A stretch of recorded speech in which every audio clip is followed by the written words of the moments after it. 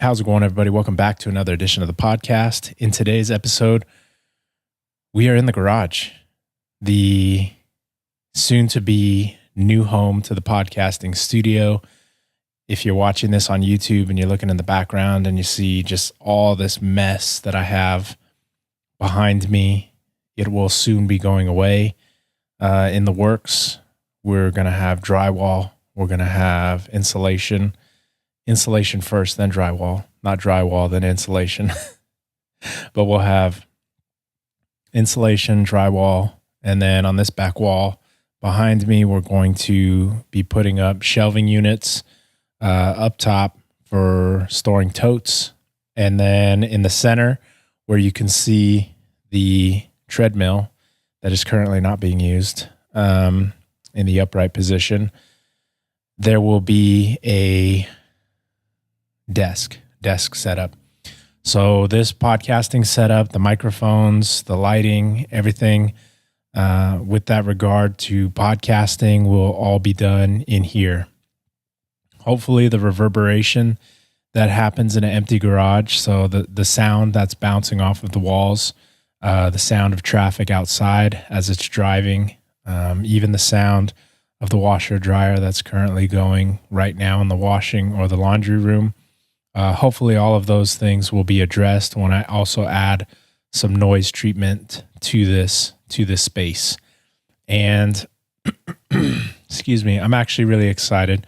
I'm excited to get underway with just having a creative space, having a space that's designated for my photo editing, for my podcasting, for even my garage gym. It's something that has gotten really out of hand after the holidays and acquiring a little bit more stuff with parenthood and having children. We've got a lot more things that we're not using anymore. So just going through some of the old, kids' toys and toddler things and newborn stuff.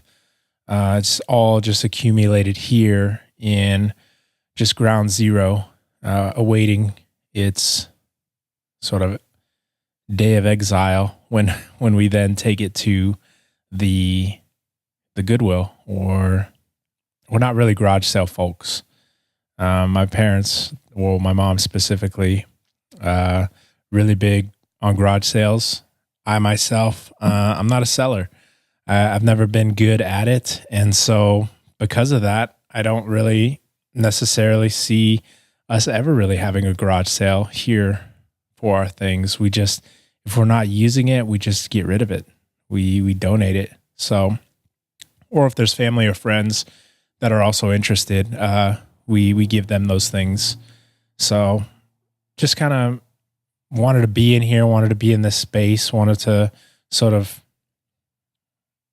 I guess, create an episode that's just around the beginning stages, because it will be happening in the next coming weeks. I've gotten quotes on how much drywall is going to be, how much insulation is going to be. These are all projects I've never really done myself, so it's probably going to take me 2 or 3 times as long as a trained professional to do it, because I want to make sure that it's done right. I don't want to have to come back and think about some of the mistakes that may have been done. And that is one of the things that in life, I think that we can all really relate to when it comes to doing things for ourselves. We really tend to take more time than not. And you kind of take a little bit more pride in your project as well when you do it for yourself. When you take the time to make a home improvement, or you take the time to work on something, whether it's a project. I've got to fix that light. It keeps going out.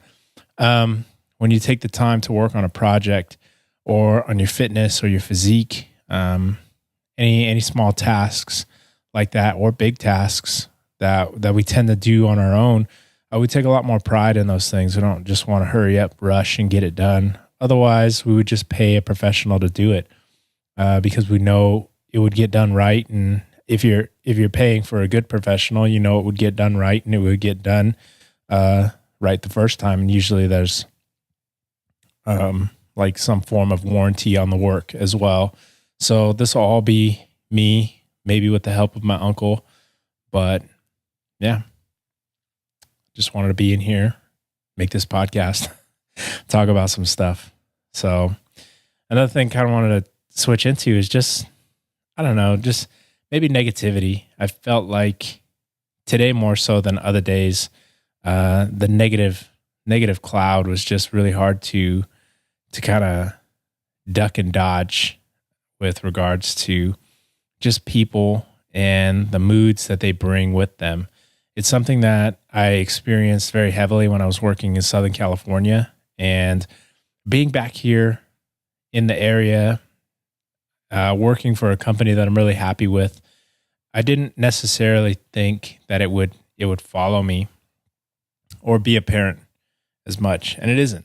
However, there are some days that some individuals are just really negative, and they can wear you down. Today was a physically demanding day in the shop, and I'm working on this this gun drill, and I'm charged with the task of figuring out what's wrong with it. I've had some other individuals who have taken the time to look at it, to assess, and then all of a sudden I'm thrown into the fray, and I just can't jump into something and be working on it and then have these other distractions coming in. And these other distractions, they do take the form of a person. I won't be naming any names or throwing anybody under the bus. However, in order to tell this story and do it justice, I'm sort of, a couple hours into this job. Things are really difficult when working with oily, greasy parts that are very old. They've not been handled in a very long time. And so with any job or maintenance or repair, it requires some concentration, and there's also some frustrations that come along with it when certain things don't work out, especially when heavy weight is involved. So to have an individual coming up and sort of poking jabs at me, when I'm tired, I'm worn out, it's the end of the day, I just don't have it in me to try to come up with a quick little comeback. It really sent me off and on my way, just feeling just really drained. Like, I don't need this kind of negativity. I don't need this kind of just snark remarks thrown my way. Even if I am well rested and I do have a comeback, it doesn't make for a positive workplace. And I say this because, again, I'll bring up Southern California. When I worked there for that specific company, it seemed as if everybody, and it's an over-exaggeration, and it's painting the staff with a broad brush. It wasn't everybody, but it felt like everybody was just in a really negative mood. Like they just would come into work, and it just seemed like every day was a bad day. Nobody wanted to be there. They made it apparent they didn't want to be there. When it came to working together as a team or having questions, it seemed like people were just on edge. Like, why are you bothering me? Why are you asking me this question? And it comes down to when you're unhappy with a place that you're working, or when you're unhappy in any type of situation, that aura, that changes you as an individual. And it's very hard to try to be that positive change that you want to see in your environment. I feel like positivity is harder to spread than negative energy. It seems like negative energy, it wears you away like water. Like water erodes the earth, like waves formate the shore, the coastline, and it just comes at you all the time. And it can really wear you down. And it was really beginning to wear me down when I was working down there. So much so that I loathed going into work. I would wake up and I would drag my feet. And I'm sure I've told this story before, but I'll tell it again. I just felt this undesire. I felt no desire to go into work, even though I didn't have any negative experiences with my employer, with my supervisor. I like to think that my experience there at the job was good. I was paid what I wanted to get paid. I was doing the work that I wanted to do. And it wasn't bad work to do. Like, though it was in the aerospace industry, tolerances are a lot tighter. Quantities are definitely a lot larger. It wasn't unfun for me. What made it unfun were the people that did have a bad experience with management, that weren't getting paid what they felt their worth was, that were putting in the time and just feeling unhappy year after year after year, yet not being able to pick themselves up by the bootstraps and leave. Find another job. Find a place that will pay you what you are worth. Find that place that will treat you the way you want to be treated. So rather than doing that, I felt, this is just my opinion on the matter, but I felt that they were projecting that negative attitude, projecting that negativity,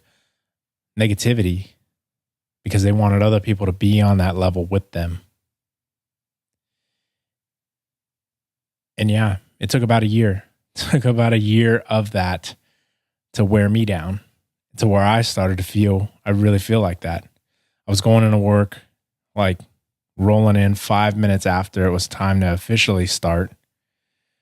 I would take longer lunches than the allotted time because it's like nobody cared.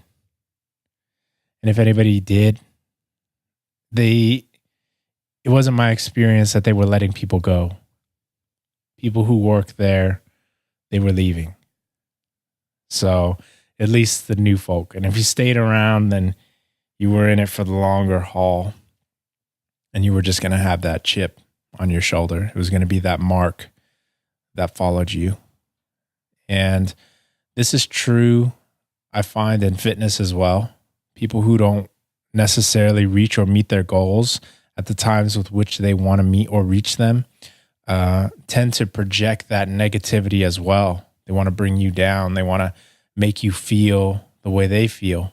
Even though you might be slamming it out in the gym, you might be tackling those PRs, hitting those plateaus and surpassing them and continuing on the road to progression. But they want to try to bring you back. And I feel like it's painting a broader picture of what is really a consolidated thing. It's a few people, but they are them. They are they in these stories. It's those few people that just resonate a negative energy that seems to just spread. And it's tough to be around, to be honest with you. It can really be tough to be around that type of energy. For the most part, we can just pass a person in the street and just say, you're in a bad mood. I don't even care about this conversation, or I don't care about your life or whatever it is you're doing. I'm just going to go the complete and polar opposite direction from you, get as far away from you as possible, and be done and continue on with your life.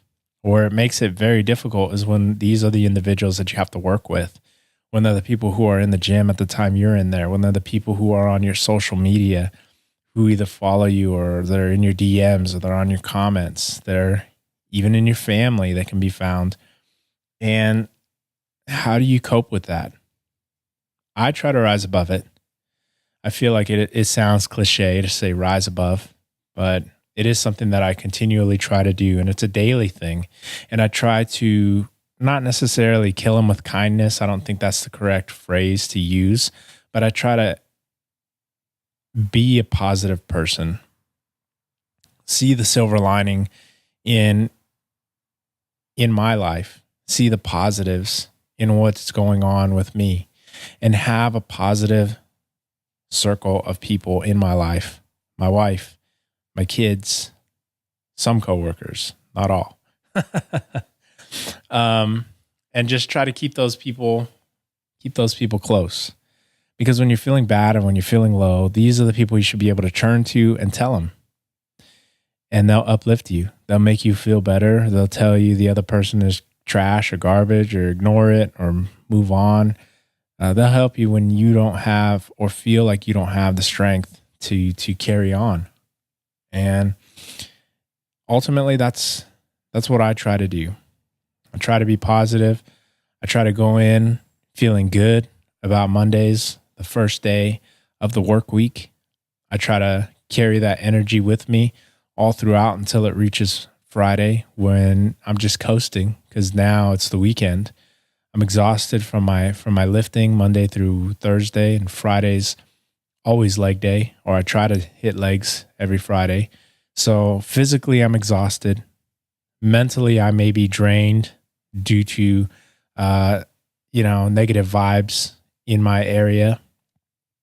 And it's the weekend where I can take the time to just re-energize and recharge. I was going in a certain direction. I thought I could play it off, but I totally forgot the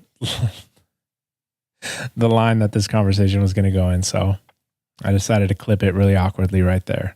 But anyways, I digress. Just hounding this same topic about remaining positive and all these other things. And it's just something that I really wanted to get off my chest. It's something that I experienced today, and it's something that I continue to experience. It never goes away. There are always days that are better than others, and you can't let individuals dictate how you're going to live or how you're going to go through your own day-to-day in your own life. You have to still carry on. And it's in all aspects: fitness, work, family, relationships sometimes.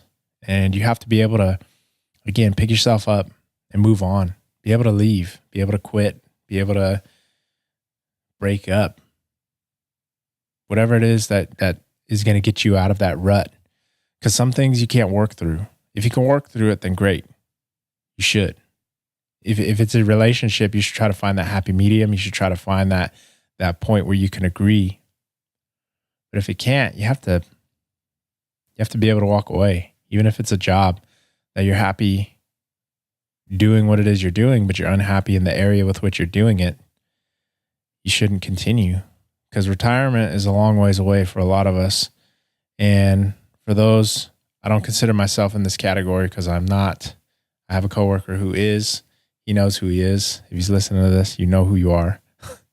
Who are millennials. Retirement may not be an option. So you might as well find the job that you love. You might as well do what it is that you are inspired to do, that you're motivated to do. Again, I bring this man up a lot, but Justin, he talks about fulfilling your purpose, your given purpose that you are blessed with, you're endowed with upon birth, maybe even before that. And it's about just how do you find that? How do you figure out what that is? And it's very easy. It's what are you willing to do for free? Do that, because money will come from it eventually. People ask me about my photography. They ask if it's something that I would make my career. The answer would be no. Though I enjoy capturing wedding photos and capturing wedding days, and though I enjoy, the interaction between an engaged couple, a family, and parents who are expecting their firstborn on a maternity shoot. All of these things are amazing projects to be a part of, amazing things to capture and present to them so that they can keep these for forever, hopefully, or for the rest of their lives, and pass it on to their children and so forth. But it doesn't leave room for me as a creative person to just do what it is I want to do. I love capturing photos, but I don't want to be compartmentalized in what it is that I'm capturing. I might want to take a trip and do landscape photos. I might just want to do street photography. Are these things going to pay me? Am I always going to want to do that? So having a camera, taking pictures and editing pictures is fun. That's what I enjoy doing for free, but that's not what I would enjoy doing for a career. So again, I think that maybe there is a middle ground in that. What will you enjoy doing for free? And what do you enjoy so much that you would also enjoy doing it for money? Because once you begin doing things for money, I feel, in my observation, that you lose a little bit of that creative control. So, and if you want to be specific, if you want to be like, I want to be a landscape photographer and I want to travel the world and I want to only do that. I compartmentalize myself into a niche thing, and that doesn't leave room. It's like it's a make it or break it. That's what you do. And me, I enjoy capturing any and all aspects of the photography medium. So headshots, family portraits, landscapes, street photography, weddings, even quinceañeras. I mean, it's just fun to be able to capture photos. But again, it would not be something that I would be interested in doing as a career. I'm interested in podcasting and talking about the things that I like to talk about. If this becomes something that could generate revenue that would allow me to do this full time, to be determined. I'll leave that one at that. For the time being, though, I'll enjoy just doing it as I see fit. I'll enjoy hopefully remodeling the background sooner rather than later. This will be one time you guys get to see it before it goes through its transformation. Hopefully next time you guys see it, there'll be a little bit more progress. Or I shouldn't say a little more progress. I should just say progress in general, because there's nothing that's done to it right now. And yeah, so I'll leave it right there. I want to thank you guys for taking the time to listen. It's always awesome to get positive feedback, and constructive criticisms are always welcome. I strive to make improvements, whether it's the audio quality, the video quality, whatever things I can do to improve. I feel like, well, I don't want to dive into a whole nother topic and talking point right now. We're already getting into it. But yeah, as always, thank you guys. And until next time, see ya.